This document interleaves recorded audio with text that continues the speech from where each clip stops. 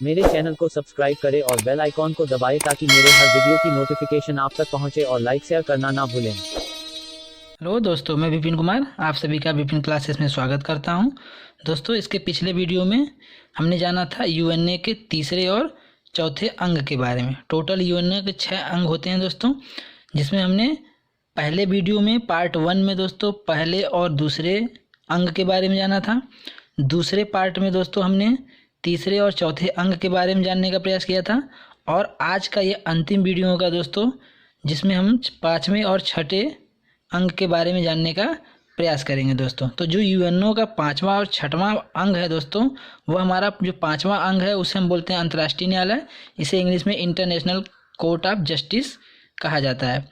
और जो छठा हमारा दोस्तों यूएनओ का अंग है उसे सचिवालय कहते हैं, जिसे इंग्लिश में सेक्रेटेरिएट कहा जाता है।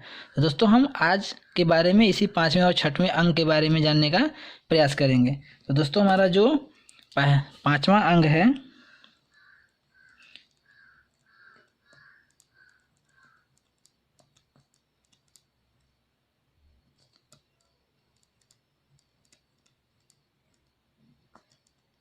अंतर्राष्ट्रीय न्यायालय, जिसे इंग्लिश में इंटरनेशनल कोर्ट ऑफ जस्टिस कहा जाता है। तो हम दोस्तों आइए जानते हैं इंटरनेशनल कोर्ट के बारे में।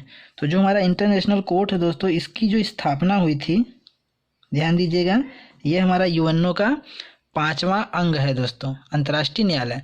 तो अंतर्राष्ट्रीय न्यायालय की जो स्थापना हुई थी वह 3 अप्रैल 1946 को इसकी स्थापना हो गई थी दोस्तों। जो अंतर्राष्ट्रीय न्यायालय की स्थापना 3 अप्रैल 1946 को हुई थी। इसका जो मुख्यालय है फ्रेंड्स, हेड ऑफिस, अगर आपसे पूछा जाए किसी भी एग्ज़ाम में, अगर आपसे पूछा जाए कि अंतर्राष्ट्रीय न्यायालय यूएनओ के अंतर्राष्ट्रीय न्यायालय का जो मुख्यालय है वो कहाँ पर है दोस्तों, तो आप ध्यान दीजिएगा, हेग में है। और हेग कहाँ पड़ता है? नीदरलैंड में। हेग के नीदरलैंड में स्थित है दोस्तों।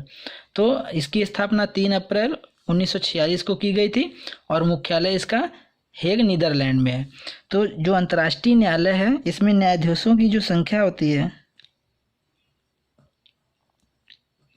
न्यायाधीशों की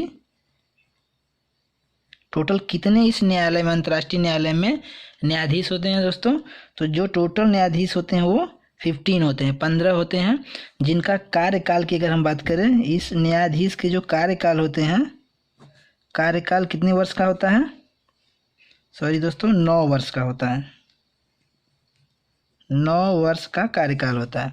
तो अंतर्राष्ट्रीय न्यायालय की स्थापना 3 अप्रैल 1946 को हुई थी, जिसका मुख्यालय हेग नीदरलैंड में है। इस अंतर्राष्ट्रीय न्यायालय में न्यायाधीशों की संख्या 15 होती है और इन न्यायाधीशों का जो कार्यकाल होता है वह टोटल 9 साल का होता है, 9 वर्ष का होता है दोस्तों। आगे हम बात करेंगे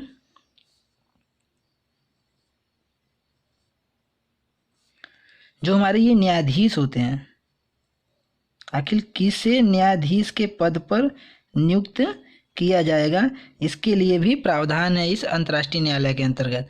तो न्यायाधीश के पद पर वही नियुक्त होगा, किसके पद पर दोस्तों? न्यायाधीश के पद पर किसे नियुक्त किया जाएगा? जो अंतर्राष्ट्रीय विधि के क्षेत्र में मान्यता प्राप्त हो। ऐसे व्यक्ति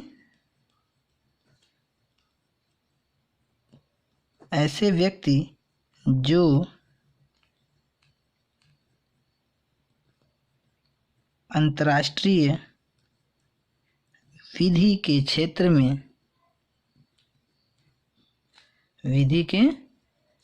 में मान्यता प्राप्त व्यक्ति हो, अर्थात वह अंतर्राष्ट्रीय लेवल पर कानून का क्या हो, जानकार हो और उसे अथॉरिटी भी प्राप्त हो, मान्यता भी प्राप्त हो। तो ऐसे व्यक्ति को हम अंतर्राष्ट्रीय न्यायालय के न्यायाधीश के पद पर नियुक्ति दी जाती है दोस्तों। तो जो अंतर्राष्ट्रीय न्यायालय में न्यायाधीश के पद पर उन्हीं को नियुक्त किया जाता है जो व्यक्ति अंतर्राष्ट्रीय लेवल पर कानून का जानकार होता है, अंतर्राष्ट्रीय विधि के क्षेत्र में मान्यता प्राप्त होता है दोस्तों। आगे हम बात करेंगे फ्रेंड्स कि जिस व्यक्ति को एक बार चयन कर लिया जाए, सपोज दैट एक व्यक्ति एक बार क्या हो गए हैं, वह इस अंतर्राष्ट्रीय न्यायालय के न्यायाधीश पर नियुक्त हो चुके हैं उसे दोबारा भी चुना जा सकता है, दोबारा भी चुना जा सकता है फ्रेंड्स, इसे याद रखिएगा, चुना जा सकता है। तो फ्रेंड्स अगर हम किसी एक व्यक्ति को न्यायाधीश के पद पर एक बार चयन कर लेते हैं, अगर हम चाहें तो उसी व्यक्ति को दोबारा भी उसी न्यायाधीश के पद पर चयनित किया जा सकता है, इस पर किसी भी प्रकार की कोई प्रतिबंध नहीं होता है। तो हमने अभी बात किया कि न्यायाधीश के पद पर कौन नियुक्त होगा, ऐसे व्यक्ति का नियुक्ति होता है, चुना जाता है, ऐसे व्यक्ति को चुना जाता है जो अंतर्राष्ट्रीय विधि के क्षेत्र में मान्यता प्राप्त हो और वह एक से अधिक बार भी उसका चयन किया जा सकता है, दोबारा भी उसका चयन किया जा सकता है, चुनाव किया जा सकता है, इसमें किसी भी प्रकार की कोई प्रतिबंध नहीं होता है। दोस्तों आगे हम बात करेंगे कि न्यायालय में जो होता है, जो हमारा अंतर्राष्ट्रीय न्यायालय है, इसमें टोटल 22 सदस्य होते हैं। ध्यान दीजिएगा, न्यायाधीशों की संख्या क्या होती है फ्रेंड्स, 15 होती है, लेकिन सदस्य की संख्या अगर आपसे पूछे न्यायालय में, अंतर्राष्ट्रीय न्यायालय में, तो 22 सदस्य होते हैं। तो फ्रेंड्स अंतर्राष्ट्रीय न्यायालय में कितने सदस्य होते हैं, 22 सदस्य होते हैं, और न्यायाधीश की संख्या कितनी होती है, 15 होती है। इनका कार्यकाल 9 वर्ष के लिए होता है। तो फ्रेंड्स जो अंतर्राष्ट्रीय न्यायालय उसमें 22 सदस्य होते हैं, और इन सदस्यों का जो चुनाव होता है वो कौन करता है, हम इसमें क्या जानेंगे, ये जो 22 मेंबर हैं अंतर्राष्ट्रीय न्यायालय के, इनको कौन चुनता है, कौन नियुक्त करता है। तो ध्यान दीजिएगा, इनका चुनाव क्या करता है, सुरक्षा परिषद, सुरक्षा परिषद और महासभा, महासभा द्वारा किया जाता है दोस्तों, चुना जाता है। तो अंतर्राष्ट्रीय न्यायालय के जो 22 सदस्य होते हैं उनका चुनाव दोस्तों महासभा द्वारा और सुरक्षा परिषद द्वारा किया जाता है। तो आपसे ये भी प्रश्न बन सकता है कि अंतर्राष्ट्रीय न्यायालय में सदस्यों का चुनाव कौन करता है, तो सुरक्षा परिषद और महासभा, यही दोनों मिलकर क्या करते हैं, न्यायालय, अंतर्राष्ट्रीय न्यायालय के 22 सदस्यों का चुनाव करते हैं। अब हम आगे जानेंगे फ्रेंड्स कि हमारा जो अंतर्राष्ट्रीय न्यायालय होता है इसका काम क्या है। अंतर्राष्ट्रीय न्यायालय का काम है दोस्तों यूएनओ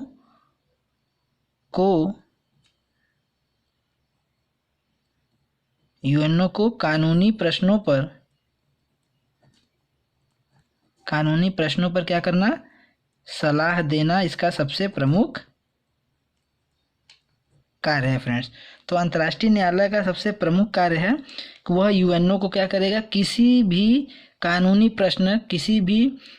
प्रश्न पर क्या करना, यूएनओ को सलाह देना, ये किसका काम है, अंतर्राष्ट्रीय न्यायालय का। आगे हम बात करेंगे दोस्तों महासभा की अनुशंसा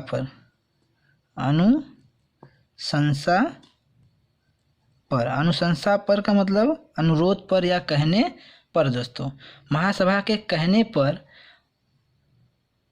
2020 में, ध्यान दीजिएगा 2020 में, तो दोस्तों महासभा की अनुशंसा पर वर्ष 2020 में एक अंतर्राष्ट्रीय आपराधिक न्यायालय की स्थापना की गई दोस्तों। किसके कहने पर, महासभा के कहने पर, महासभा के अनुशंसा पर 2020 में एक अंतर्राष्ट्रीय आपराधिक न्यायालय की स्थापना की गई, और इस अंतर्राष्ट्रीय आपराधिक न्यायालय में कुल टोटल 11 पुरुष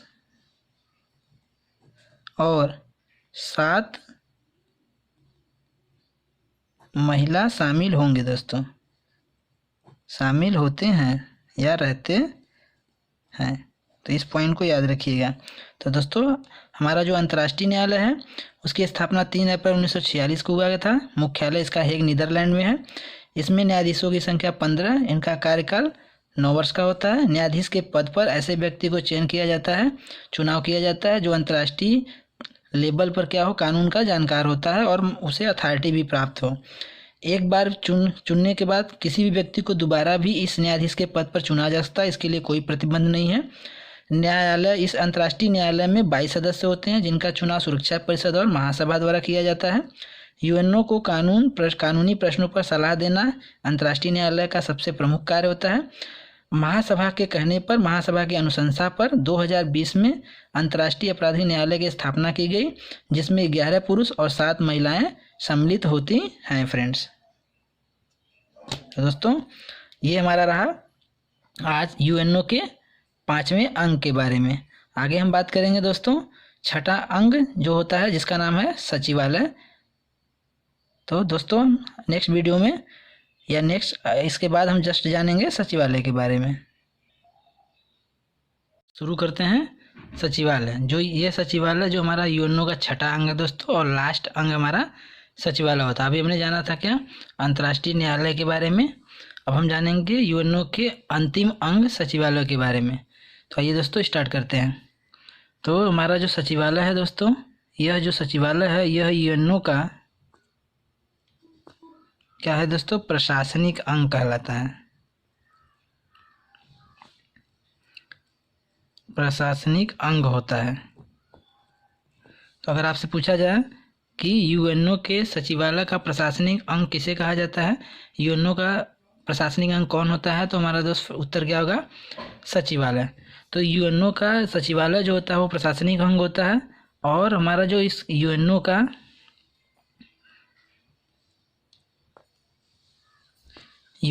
जो प्रशासनिक अधिकारी होता है,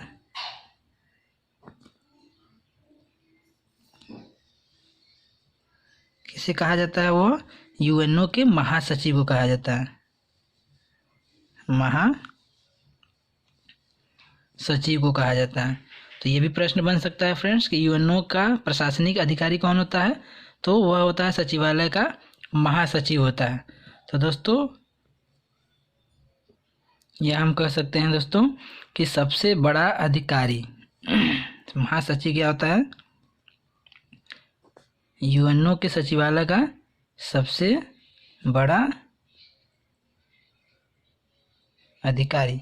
तो आपसे पूछा जाए कि यूएनओ के प्रशासनिक अंग किसे कहा जाता है, तो सचिवालय आंसर होगा। यूएनओ का प्रशासनिक अधिकारी या सबसे बड़ा अधिकारी कौन होता है, तो वह सचिवालय का क्या होता है, महासचिव होता है। तो दोस्तों ध्यान दीजिएगा कि सचिवालय क्यों बनाए जाते हैं। अगर हम आपसे पूछें कि सचिवालय क्यों बनाए जाते हैं, तो सचिवालय जो होते हैं दोस्तों, हर एक डिपार्टमेंट की हम बात करें, सचिवालय इसलिए बनाए जाते हैं क्योंकि वह क्या कर रहे हैं, प्रतिदिन के कार्यों को करने के लिए ही सचिवालय बनाया जाता है। तो यह हम यूएनओ के सचिवालय के बारे में पढ़ रहे हैं। तो यह जो सचिवालय है वह यूएनओ के प्रतिदिन के कार्यों को क्या करेगा, प्रतिदिन के कार्यों का निपटारा करेगा या कार्यों को करेगा। तो यूएनओ के प्रतिदिन के कार्यों को करने के लिए सचिवालय बनाया जाता है। और इस सचिवालय का सबसे प्रशासनिक अधिकारी, सबसे बड़ा अधिकारी होता है महासचिव। तो अगर हम बात करें महासचिव की नियुक्ति कौन करता है फ्रेंड्स, महासचिव को कौन सेलेक्ट करता है या कौन इलेक्टेड करता है, कौन चुनाव करता है, तो महासचिव का जो नियुक्ति करता है वह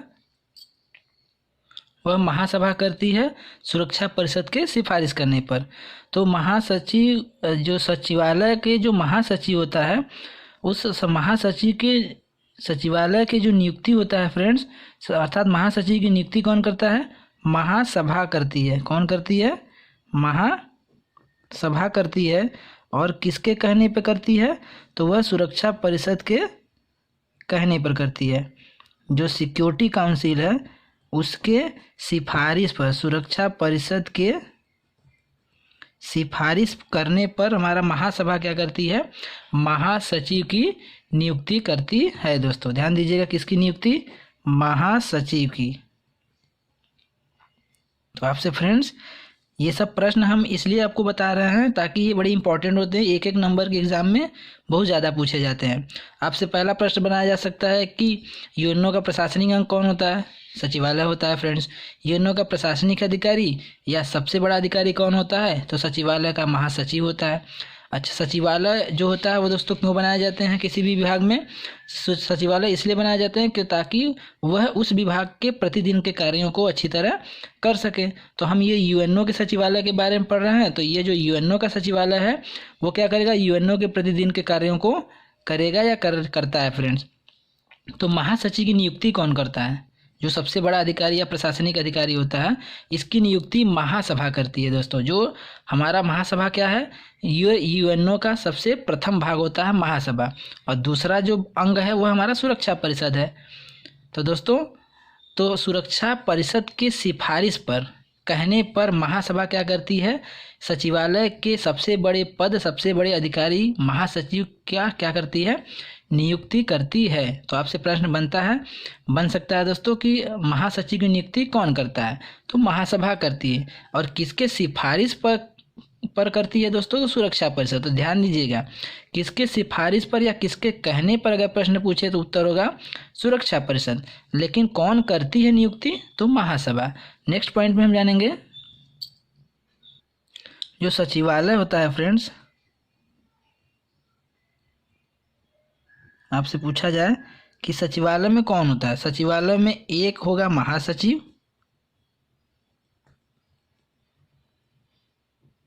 एक महासचिव होगा, और क्या होगा, और अन्य सभी क्या होंगे, कर्मचारी होंगे, अन्य कर्मचारी होते हैं।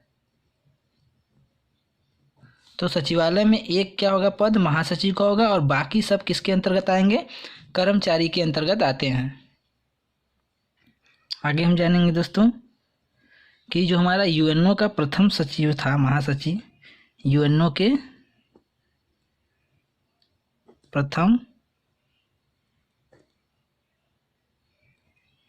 महासचिव कौन थे, तो यूएनओ के प्रथम महासचिव त्रिगवेली जी थे, त्रिगवेली थे दोस्तों। ये बड़ा इंपॉर्टेंट क्वेश्चन है, ध्यान रखिएगा कि यूएनओ के प्रथम महासचिव कौन थे, त्रिगवेली। अच्छा दोस्तों, यूएनओ के महासचिव पूछ सकता है या सचिव, यूएनओ के सचिवालय का महासचिव सबसे प्रथम बार किसे बनाया गया था, तो वो थे त्रिगवेली। तो यूएनओ के प्रथम महासचिव त्रिगवेली थे। अब अगर हम बात करें वर्तमान में फ्रेंड्स, तो वर्तमान में कौन है महासचिव, तो वर्तमान में जो महासचिव हैं वह दक्षिण कोरिया के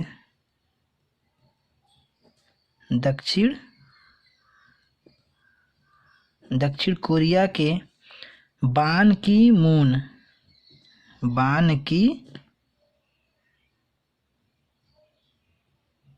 फ्रेंड्स याद रखिएगा, बड़ा इंपॉर्टेंट ये है। बान की मून कहाँ के रहने वाले हैं, दक्षिण कोरिया के, जो वर्तमान में हमारे क्या हैं, यूएनओ के महासचिव हैं। तो बान की मून को क्या किया गया था दोस्तों, दिसंबर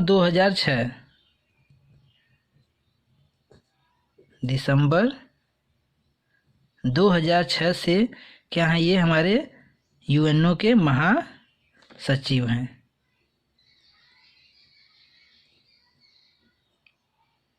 तो ध्यान दीजिएगा दोस्तों, वर्तमान में महासचिव दक्षिण कोरिया के बान की मून है, जो दिसंबर 2006 से यूएनओ के क्या हैं, महासचिव हैं फ्रेंड्स। आगे हम बात करेंगे कि जो किसी भी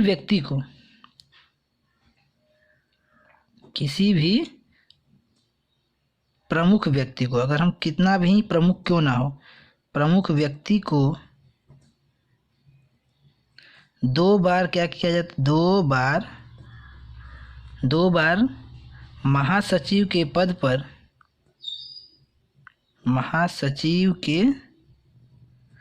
पर नियुक्त नहीं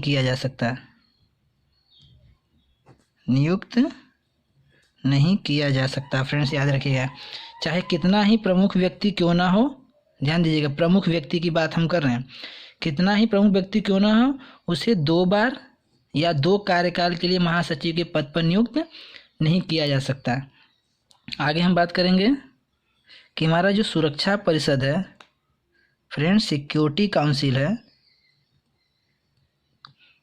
सुरक्षा परिषद है, सिक्योरिटी काउंसिल है, इसके कितने सदस्य थे दोस्तों, 5 स्थायी सदस्य थे, 5 स्थायी सदस्य थे। कौन कौन दोस्तों, रूस, चीन, ब्रिटेन, यूएसए और फ्रांस। तो रूस, चीन, ब्रिटेन, यूएसए और फ्रांस, ये 5 सदस्य थे सुरक्षा परिषद के स्थायी सदस्य थे दोस्तों। तो सुरक्षा परिषद के जो भी स्थायी सदस्य हैं, उस सदस्य देश को किसी भी व्यक्ति को क्या किया जाएगा, महासचिव नहीं चुना जाएगा। तो ध्यान दीजिएगा, सुरक्षा परिषद के जो स्थायी सदस्य हैं या स्थायी सदस्य देश जो हैं दोस्तों 5 होते हैं, रूस, चीन, फ्रांस, ब्रिटेन और दोस्तों यूएसए। ये 5 देश जो हैं वह सुरक्षा परिषद के स्थायी सदस्य देश हैं। तो इस देश के किसी भी व्यक्ति को, इस देश के किसी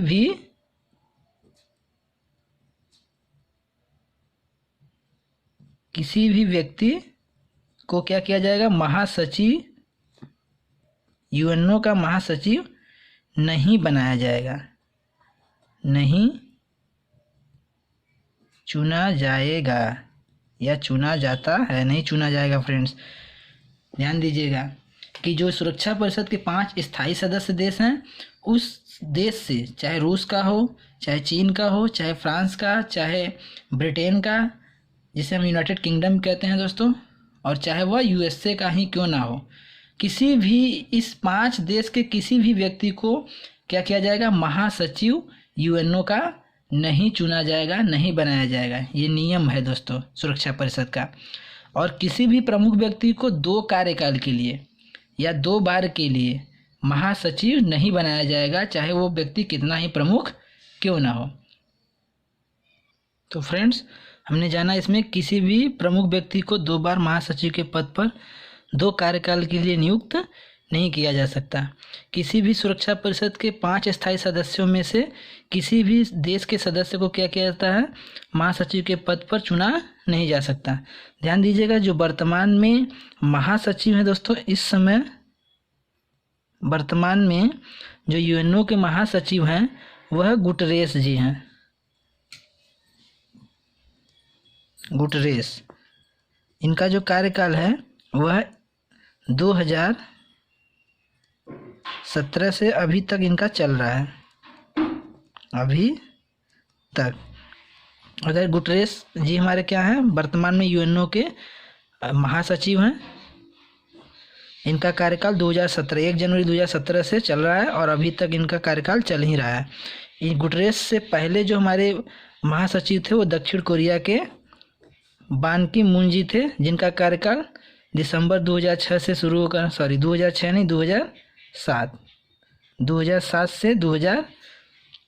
2007 से इनका कार्यकाल शुरू हुआ था और 2016 तक इनका कार्यकाल खत्म हो गया था।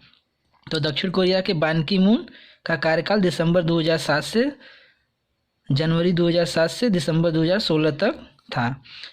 अब अभी वर्तमान में कौन है, यूएनओ के महासचिव गुटरेस जी, जिनका कार्यकाल 2017 से अभी तक चल रहा है दोस्तों। तो आई होप आप लोगों को आज का ये लेक्चर अच्छा लगा होगा। Thank you.